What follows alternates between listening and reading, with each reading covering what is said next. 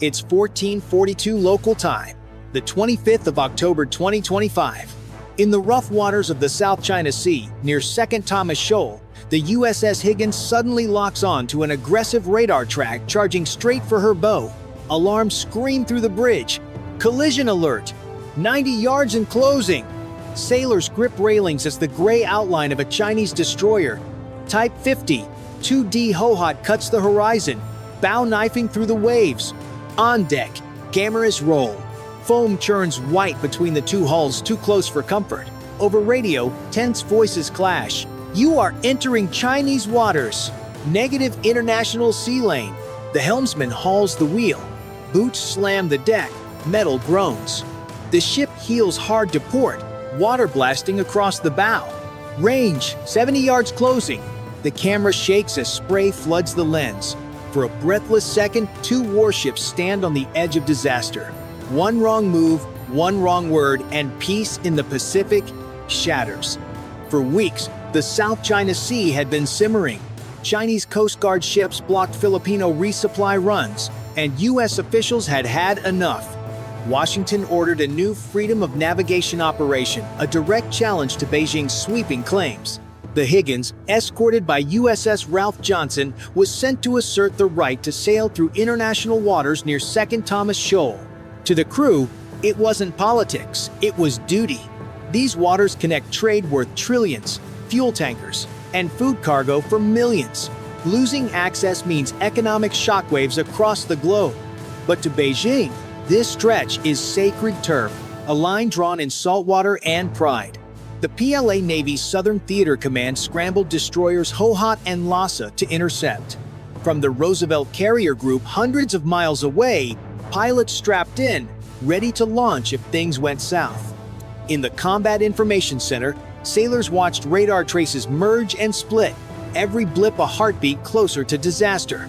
They knew this wasn't just about sea lanes, it was about credibility. If America backed down, allies would question her resolve. If China yielded, it would bruise its growing image of power. Two flags, one narrow channel, the kind of standoff that defines decades. Above them, a Chinese KQ-200 and a U.S. Paint Amperes tracked the scene at 5,000 feet, less than 4 kilometers apart, two metal birds shadowing two steel hulls. Farther out, an E-2D kept a cold, steady orbit, knitting the picture so no one missed a move. The rules were tight. No shots unless fired upon, no ramming, record everything. That's why a bow camera never blinked, frame by frame, ready to show the world whose lane this really was. If you were standing on that bridge, whose call would you back? Type 1 if you'd hold your course, or 9 if you'd turn to avoid war. 14:43 local time. The first contact becomes chaos. On board USS Higgins, the air is thick with tension. Bearing 275 closing fast, the radar officer calls. The Chinese destroyer Hohhot has turned again, cutting directly across the Americans' path. The two hulls now less than 70 yards apart. The captain's voice is calm but clipped. Engines, reverse to half, maintain heading, record everything. Out on deck, sailors brace against the blast of salt spray. The sound of turbines howling mixes with the shriek of the collision alarm. Through binoculars, they see crewmen on Hohhot's bridge, cameras raised documenting every move for propaganda later. Contact, stable range decreasing. The Combat Information Center lights flicker red as systems switch to battle readiness. One operator whispers, "If they hit, it's war." Another replies quietly, "If we move, we lose the message." Every second stretches. Then a jolt Hohhot's starboard spray hits Higgins' bow, rattling steel. No collision, but close enough to set off proximity sensors. The radar screen shows the blip skimming past. 30 yards, 25, steady, steady, the captain repeats. This is their push. Hold your line. Over open radio, the Chinese destroyer transmits in English. You are violating Chinese sovereignty. Turn immediately. The U.S. captain answers. Negative. We are operating in international waters, consistent with international law. His tone is even, but his hand grips the console white-knuckled. At 14:45, Higgins launches a signal drone to record the encounter from above. The small UAV arcs skyward, capturing both ships from the same frame proof for the Pentagon and a warning to Beijing. In the control room, the drone feed appears. Two gray shadows sliding through blue, only meters apart. Behind them, USS Ralph Johnson maintains distance, guns trained outward just in case. On the Roosevelt, flight crews sit on standby E-2D tracking, F divided by A, 18 engines primed. The sea looks calm, but every screen tells a different story. Sonar pings rising, radar painting layers of tension. The captain glances toward his XO. They want footage, they'll get it. But no one fires unless I say. Outside, the horizon glows amber as the sun dips. Two nations balance on a blade of water, and the next minute decides which way it cuts. 1450 local time. The sea is calm, but the tension isn't. The Hohhot pulls wide, circling back with her sister ship Lhasa. On the Higgins Bridge, the captain watches two new radar returns, merge one destroyer on each flank. They're boxing us in, the XO says. Acknowledge, the captain replies. Let's see how far they'll push it. Above them, a Chinese KQ-200 anti-submarine aircraft swings low, its shadow sliding across the water like a hawk. A U.S. Pate Amperes mirrors the move, flying parallel at 5,000 feet. The distance between them less than 4 kilometers. Every turn of the propellers feels like a challenge. Every radio ping a spark. Combat stations, stand by, the intercom announces. Crew members snap into position, gun crews at the 5-inch mount, CIWS spinning to life. On screen, heat signatures bloom from the Lhasa's deck. Radar active, missile hatches open but not yet armed. They're showing teeth, one officer mutters. So do we, the captain answers. Across the Pacific, the Theodore Roosevelt carrier group changes course, closing the gap. F divided by A, 18E Super Hornets line up for a Ready 5 launch. The sky turns gold, but no one sees the sunset. Every eye is fixed on the sensors. Every heartbeat syncs to the radar sweep. Suddenly, static floods the comms. The Chinese ships begin broadcasting on all channels, blaring warnings in both Mandarin and English. At the same moment, Higgins' electronic warfare team detects jamming soft, controlled, deliberate. They're testing our response time, the chief says. Don't give them data. On deck, sailors can see the red pennant of Hohhot fluttering just a few hundred meters away. The wind drops. The sea stills, the kind of quiet that hurts your ears. The captain grips the rail, voice low but sharp. No mistakes. One wrong signal and it's over. Tension stacks like storm clouds. Two destroyers, one message. Neither will yield. The crew knows history could start here in silence, not gunfire. If you were in that control room, would you stand firm under the pressure? Or pull back before it breaks? Type 1 to hold the line, or 9 to step back and cool the sea. 1457 local time. Just when the tension seems to steady, everything changes. A new radar return appears low, fast, unexpected. The EW officer frowns. Not one of ours. Speed 600 knots. The captain steps closer. Confirm ID. Seconds later, the answer drops. Unmanned, Chinese drone, surface skimmer type. The Hohhot and Lhasa adjust course, both turning toward the unknown track, but it's heading straight for Higgins. Is this a test or a threat? Someone mutters. No one answers. The drone races just above the waves, barely 5 meters high, its signal erratic like it's probing defenses. Activate point defense radar, the captain orders. The Phalanx CIWS hums to life, barrels tracking the target automatically. A tone chirps. Range 2 miles and closing. The CIC lights dim red again. Sir, we're being painted! The EW chief shouts. The Chinese destroyer's radar locks onto Higgins. 2 beams at once, one from the drone, one from Hohhot. This could be a bait, the XO warns. They're trying to make us shoot first. The captain hesitates, then, hold fire, track only. The drone cuts closer, 1 mile, half a mile, then suddenly banks hard and climbs, circling above both sides like a taunt. Cameras capture every frame. The moment will hit social media before the sea even settles. From the Roosevelt Group, an F divided by A-18 pair lifts off, racing toward the area. Their afterburners flare across the dusk sky. The balance shifts. The U.S. no longer just endures, it moves. On Chinese comms, chatter spikes. For a brief second, everyone stares at the radar waiting for the next flash. It never comes. The drone vanishes into cloud like it was never there. But the message is clear. Next time, it might not just be a drone. 15:03 local time. The sky burns red as the sun dips below the horizon, turning the South China Sea into molten steel.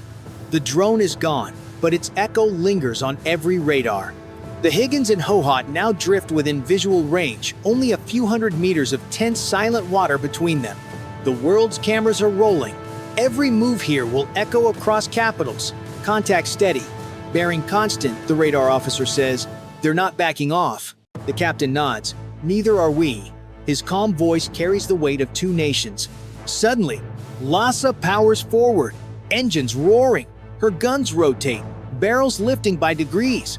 In response, Higgins CIWS locks on, targeting automatically. Red lights flash through the bridge. This is it, someone whispers. A flash erupts, not a missile, but a laser from Hohhot's signal mast. It blinds Higgins' cameras for seconds.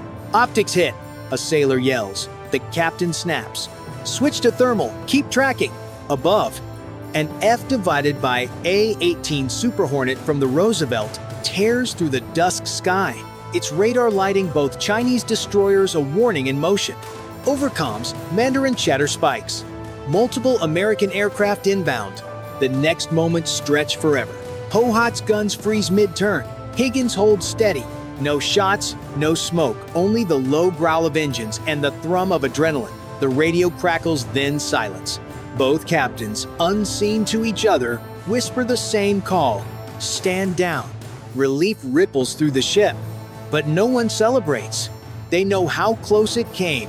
One spark from rewriting history. The sea stays calm, yet the air still hums with threat. A brief coded order arrives from 7th Fleet. Maintain course. Record everything. Higgins steadies her heading. Cameras keep rolling.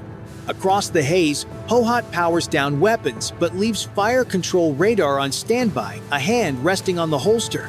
Helmets remain on. The crew exhales slow, controlled breaths. The captain studies the horizon. We finish the leg, he says quietly. Then we send the tape. If you were in that chair, finger hovering over the trigger, what would you have done? Type 1 if you'd hold your fire to keep the peace, or 9 if you'd strike before they did. Your choice decides the story's ending. By nightfall, the South China Sea returns to its uneasy rhythm, calm waves hiding sharp edges.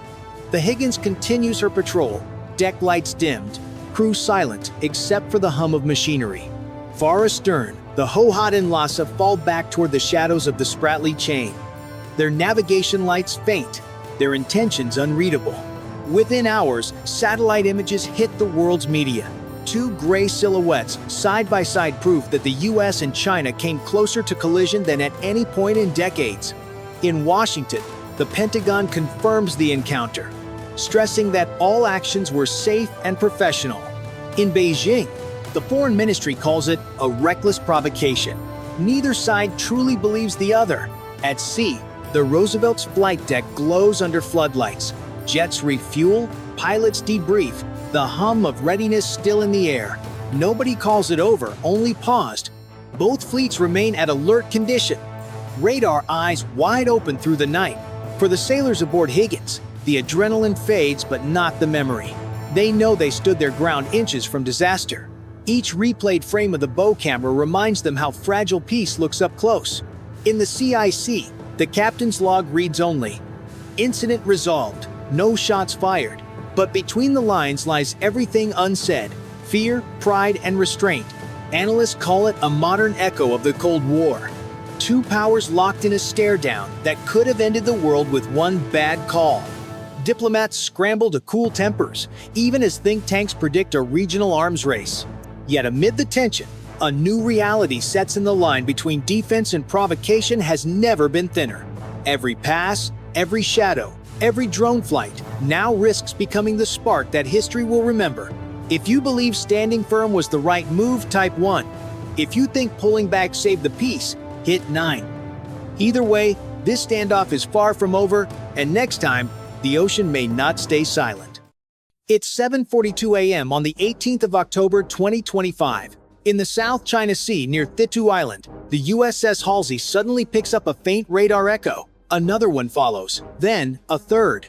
Alarms erupt across the deck. Sailors sprint to their stations, eyes locked on glowing screens. Outside, the ocean is calm, but tension crackles in the air. 3 U.S. destroyers, Halsey, Benfold, and Ralph Johnson, form a tight escort wall. Ahead, a Chinese Coast Guard ship, CCG 5203, holds its ground, bow pointed directly at them. The sea between them feels razor thin, a line neither side dares to cross. Radios buzz. Orders clash in English and Mandarin. Through binoculars, crewmen spot the Philippine patrol ship Cobra keeping distance, watching nervously. The moment stretches steel against steel, silence against pride. One wrong move, and the calm water could turn into a battlefield. The South China Sea isn't just water, it's one of the busiest lifelines on Earth. Every container ship, every tanker here keeps stores stocked and factories running back home. The USS Halsey and her sister ships aren't just patrolling, they're guarding that flow, making sure it stays free for everyone. But today, that mission runs straight into Beijing's claims. China's Coast Guard vessel CCG 5203 refuses to yield, calling the area its own. On the American bridge, commanders know one misstep could light up headlines and spark a chain reaction neither side wants. To port, the Philippine patrol ship Cobra keeps its distance, its crew recording every second. For Manila, this is more than a standoff, it's proof of who really controls these waters. For Washington, it's a test of credibility. The U.S. has pledged to defend the freedom to sail here, a promise etched into treaties and trust. Behind the calm voice on the net sits a stack of law and promises. This transit is a freedom of navigation operation, a public way of saying no map can shrink the sea. Manila holds the 1951 Mutual Defense Treaty close. An attack on its ships could pull in the U.S. Beijing signals resolve too, ramping patrols around Fiery Cross Reef. Pressure builds in quiet steps, posture, wording. Distance, each one a move on a loaded chessboard. The radio chatter thickens. Both sides hold their course, tension humming through steel. No shots yet, but the line between peace and provocation is paper thin. The horizon feels smaller, the air heavier. Somewhere on the bridge, a sailor whispers, "One mistake and it's all over." If you were here, staring at that line of ships, would you want them to stand firm or pull back? Hit 1 for hold the line, or 9 if you think it's time to ease off. Let's see where you stand. 15 minutes since first contact. The USS Halsey steadies her course, radar screens glowing brighter as the Chinese cutter CCG 5203 shifts closer, cutting across the American formation. The ocean, once open and endless, now feels like a narrow ring of blue steel. Orders fly. Maintain bearing. Do not yield. From the bridge, the sea looks calm, but the crew can feel the tension like static under their skin. A warning horn blares. The Chinese vessel answers with one of its own. Across the water, loudspeakers bark in Mandarin and English, each side demanding the other to leave. No one moves. The Benfold inches to starboard, covering the Cobra, which now stands nearly dead in the water. Through binoculars, sailors can see the white hull of CCG 5203 gleaming in the sun, its crew lined up on deck, cameras rolling ready to broadcast every second to the world. The Americans hold formation. 3 destroyers, like sentinels guarding an invisible line. Keep your distance, the captain warns. No sudden moves. Then, without warning, the Chinese ship guns its engines, swinging across the bow of Halsey at less than 100 yards. Metal groans, waves crash, and every sailor's heartbeat spikes. The bridge falls silent, every second feels stretched thin. A single order breaks the tension. Sound general quarters.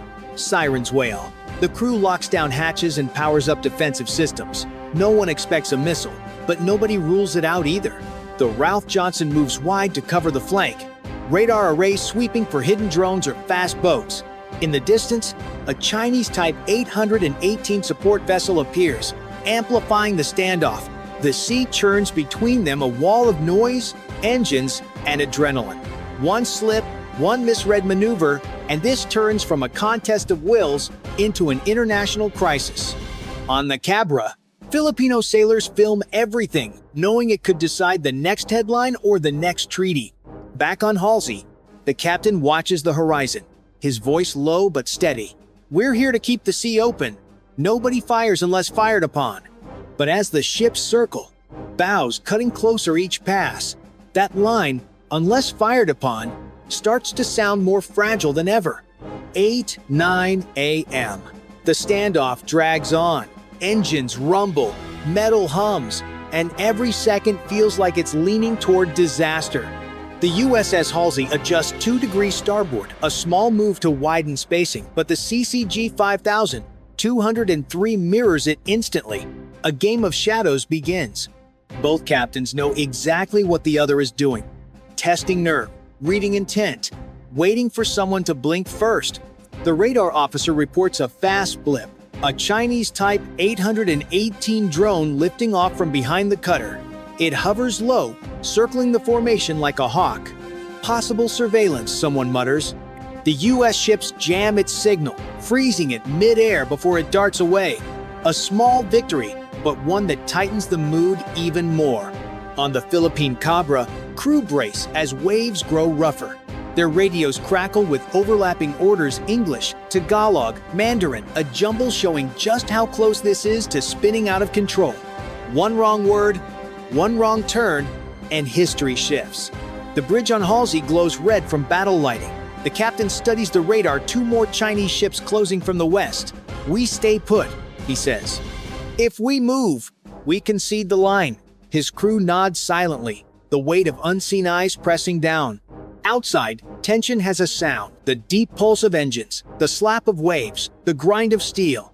Above, the sky is cruelly peaceful, unaware that one flare could light up the sea.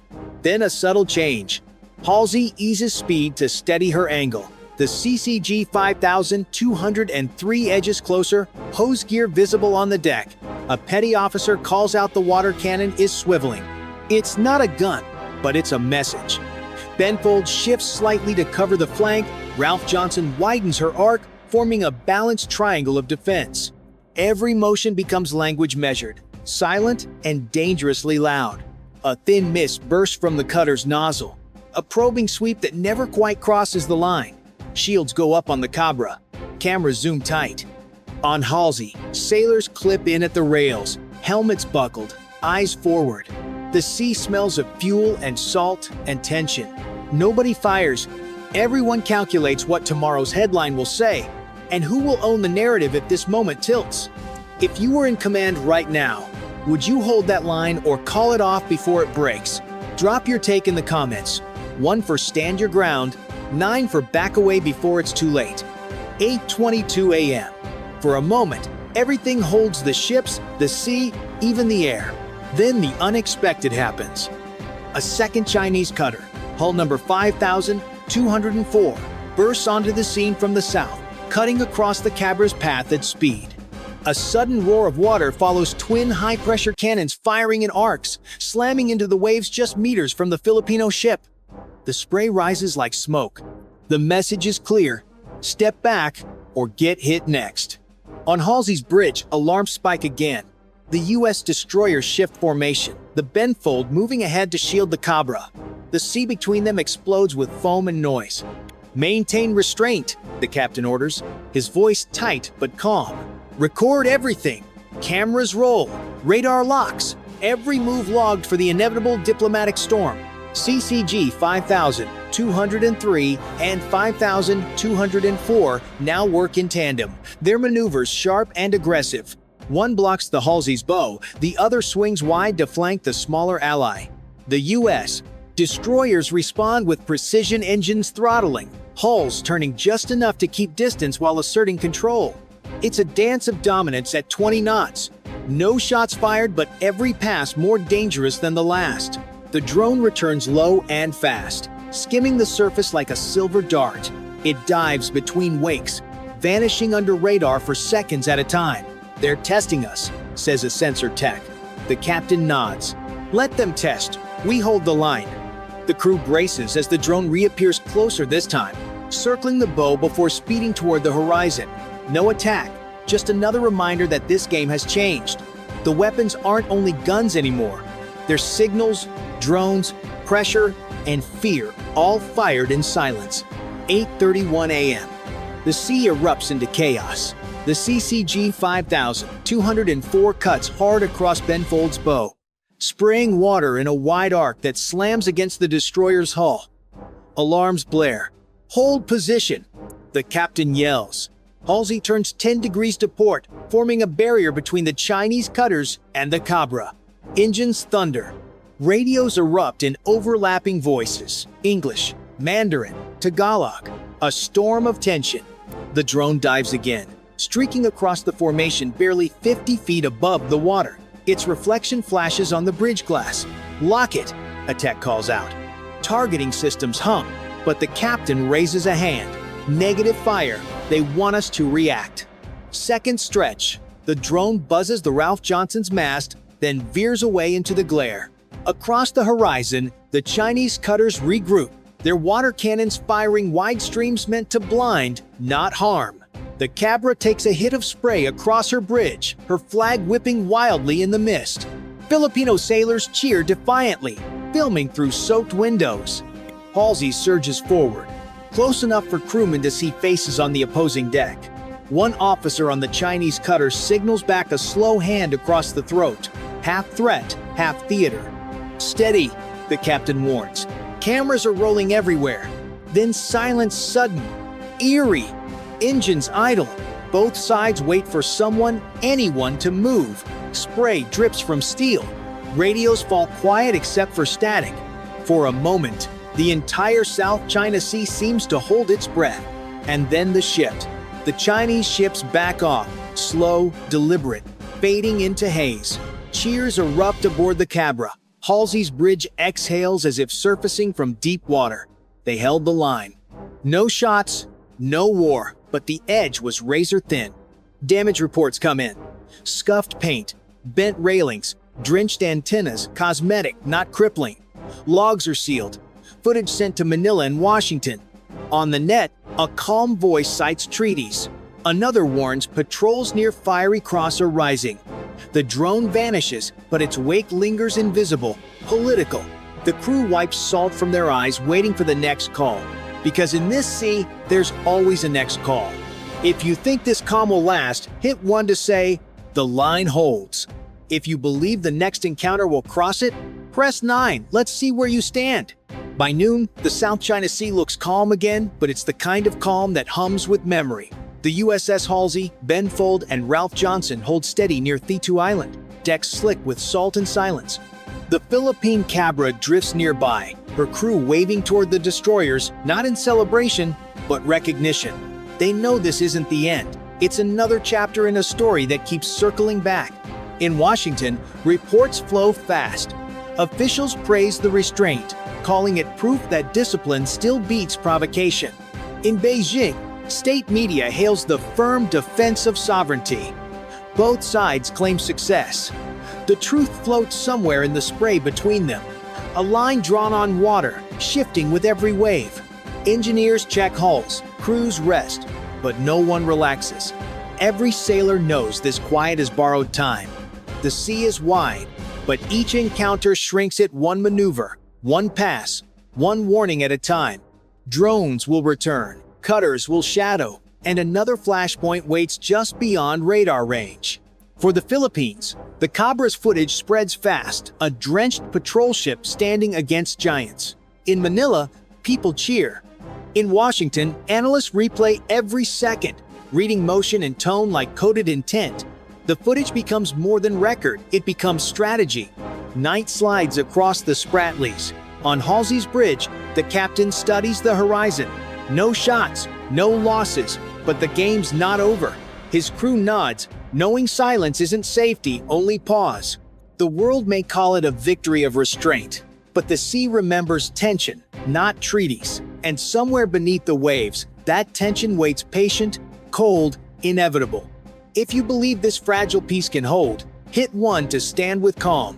If you think the next clash is coming soon, press 9 and let's see where you stand before the next storm breaks.